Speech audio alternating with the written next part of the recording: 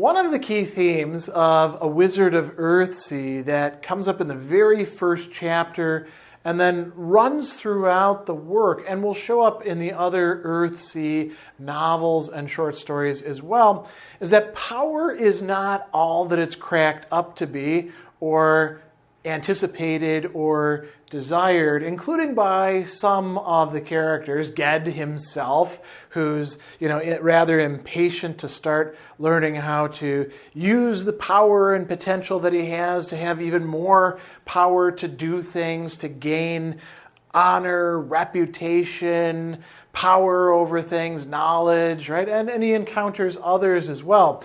And what's wrong with power? Well, when you have some of it, you enter into a world that is sort of like a vast game or marketplace or pool or arena, whatever metaphor you want, and you having a bit of power, particularly if you've got great potential as Ged does, makes you a target for others in a variety of different ways. It could be the scorn that Jasper pours upon him. Jasper is another student at Roke who's from a much more, well-titled background than this Gontish goat herder type, right? Who's Ged. Even though Ged has much greater power and potential in terms of magic, Jasper is ahead of him and can give him a hard time.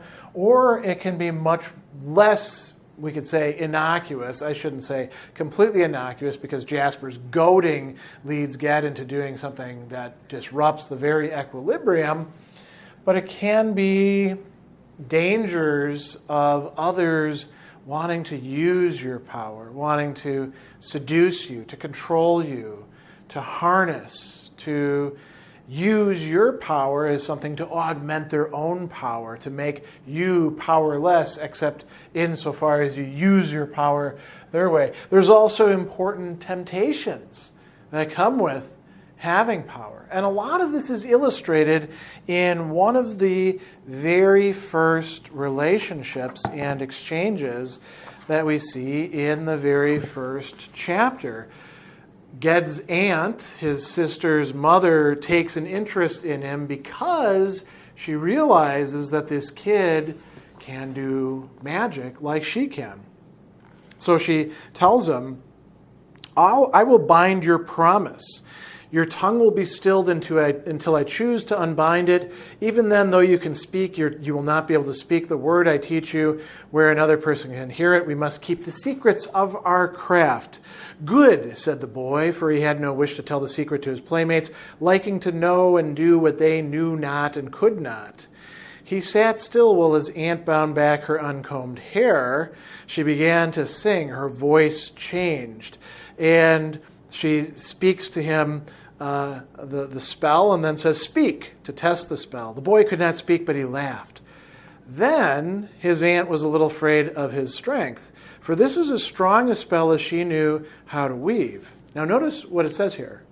She had tried not only to gain control of his speech and silence, but to bind him at the same time to her service in the craft of sorcery. Yet as the spell bound him, he had laughed.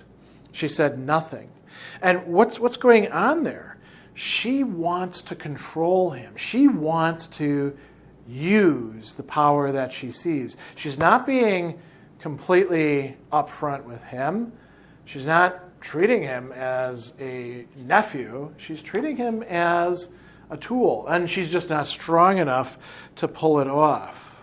And as we see here, she goes on, to earn the words of power, he did all the witch asked of him, and he learned all she taught, though not all of it was pleasant to do or know. The witch of 10 elders was no black sorceress, but being an ignorant woman among ignorant folk, she often used her crafts to foolish and dubious ends. She knew nothing of the balance and the pattern which the true wizard knows and serves, which keep him from using his spells unless real need demands. This thing that will be called the equilibrium in other chapters within this work. So on the one hand, she is trying to use Ged at that time called Dunny, doesn't even have the name Ged yet. On the other hand, she is also somebody who's given into temptations and ignorance on her own part in her use of magic. So there's this really interesting paradox going on here. Power, you would think, would be something that makes our life better. Having more power makes us able to be strong and free to get what we want. But what happens when we have some power, when we have talent, when we have capacity?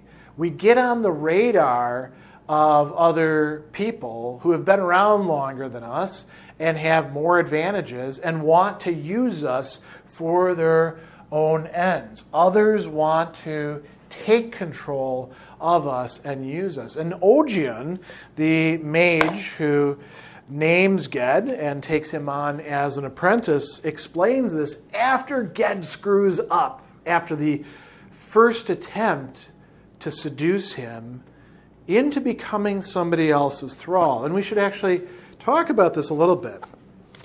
There's a girl that he begins talking to in Ray Alby, the daughter of the old lord of Ray Alby. And she says, I wish you would tell me about sorcery.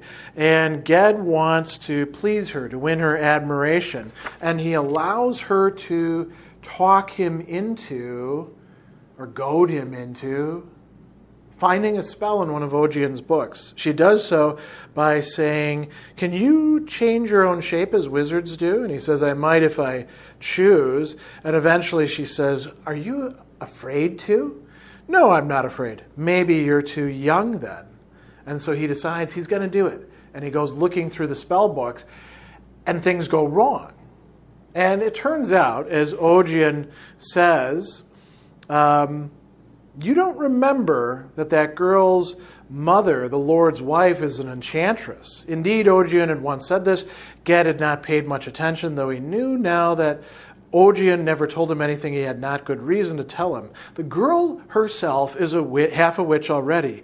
It may be the mother who sent the girl to talk to you. It may be she who opened the book to the page you read. The powers she serves are not the powers I serve. I do not know her will, but I know she does not will me well. Ged, listen to me.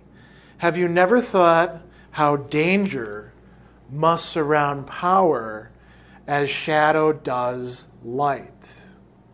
So the idea there is that not everybody's going to be nice and helpful. They're not going to say, oh, fellow magic user, wow, we're all in the same thing. No, they will try to control you. They will try to use you. The shadow that Ged brings into the world, we find out, also wants to use him as well. And we're told how this will happen when the Archmage is talking to Ged after the shadow has been released. The Archmage says, you have great power inborn in you. You used that power wrongly. You summoned a spirit, but with it came one of the powers of unlife. Uncalled, it came from a place where there are no names. Evil, it wills to work evil through you. You are connected with it, and if it does take control over you, then this is going to be particularly bad because you have power that it can use. You have capacities.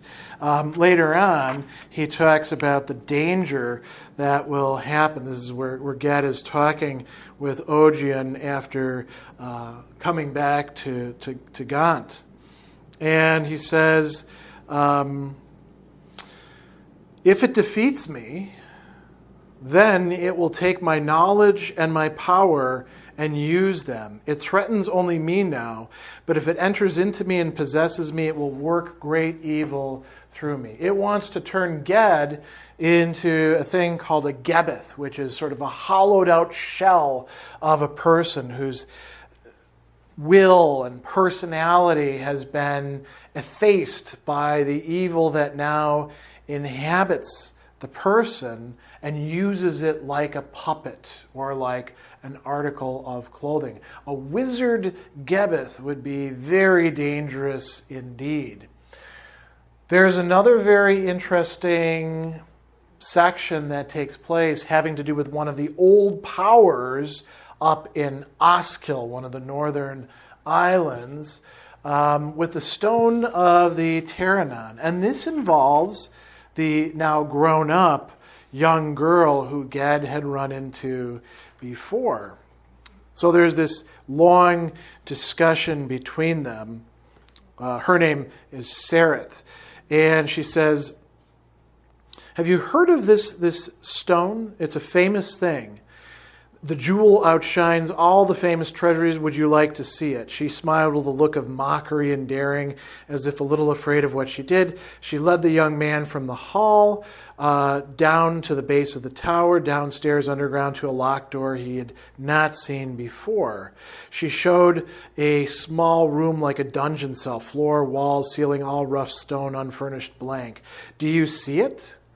As Ged looked around the room, his wizard's eye caught one stone of those that made the floor. It was rough and dank as the rest, a heavy, unshapen paving stone, yet he felt the power of it as if it spoke to him aloud. This was the founding stone of the tower. This was the central place, and it was cold, bitter cold. Nothing could ever warm the little room. This was a very ancient thing. An old and terrible spirit was prisoned in this block of stone.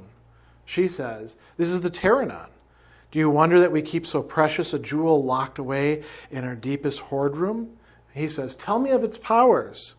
And then she says, it was made before Segoy raised the islands of the world from the open sea. It was made when the world itself was made and will endure to the end of the world. Time is nothing to it. If you lay your hand upon it and ask a question of it, it will answer according to the power that is in you. It has a voice if you know how to listen. It will speak of things that were and are and will be. It told of your coming long before you came to this land. Will you ask a question of it now? No. It will answer you. There's no question. I would ask it. Finally, she asks, do you fear the stone? And he answers, yes. And, Ged actually says something quite smart here. He says, I'm not going to talk with that spirit. That spirit is sealed in a stone, and that stone is locked by a binding spell and blinding spell and charm of lock and ward and triple fortress walls in a barren land, not because it is precious, but because it can work great evil. And she wants him to touch the stone. She tells him, you'll be able to be master of it. What he realizes, however, here's the passage. He saw how indeed he had been drawn here, lured here, how they'd used his fear to lead him on, and how they would, once they had him, have kept him. They had saved him from the shadow. Why? Not because they loved him, cared for him. They did not want him to be possessed by the shadow until he had become a slave of the stone. Once his will was captured by the power of the stone, they would let the shadow into the walls, for a Gebeth was a better slave even than a man. If he had once touched the stone or spoken to it, he would have been utterly lost. Now, as it turns out, Benderesk, who is the lord of the Terranon, wants this for Ged. He wants him to become the slave. But Sareth also is playing a game as well. She wants to use it against her lord, but also to ensnare Ged. And so what we see is all these people at cross purposes with each other and this ancient power that would make him a slave. Once again, using Ged's own power. What else can we say about this issue? The School of Roke, which is very important in the story, occupies several chapters, sends Ged out as a trained mage after he has had his schooling. Ged will eventually, in later books, become himself much more important to the School of Roke. I won't say exactly how, if you haven't read it.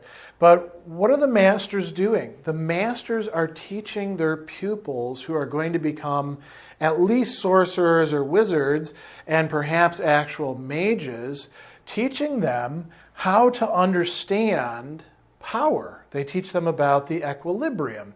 They teach them about responsibility. Not all mages wind up being good people as a result. The masters are not infallible, and what they do doesn't always stick. And some of them can actually be corrupted themselves, as we'll find out in later books. But they certainly make an attempt to inculcate a certain sense of responsibility for their charges. And what they try to do is help them understand some of the dangers, some of the temptations in having power, some of which Ged himself succumbs to. One of these is ignorance. Ged is told, listen, you tried a spell that you didn't really know how to control. You tried to raise the dead, and you ended up opening up the door to so much more than just the spirit that you were after. That was foolish. That was a result of ignorance. Don't be ignorant like that again. Ambition is another major thing that those who have magic must struggle with. And if they don't master it, it will master them.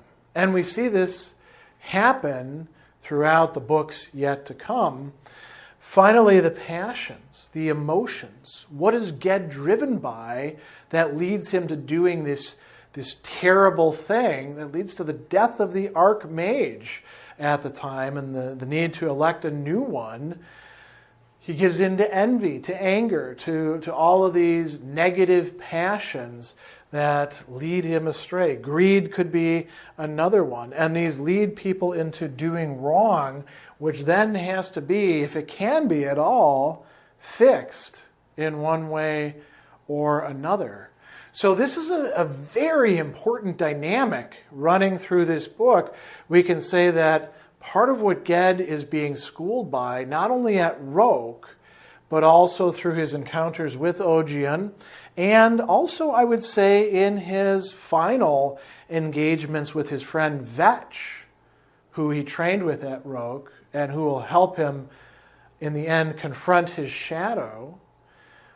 Part of what he's learning is that power is much more complicated than it seems. It can be used for great good, but it can also be turned to great evil as well. And you often have to make split-second decisions about which way you're going to go, as Gad himself does in the narrative.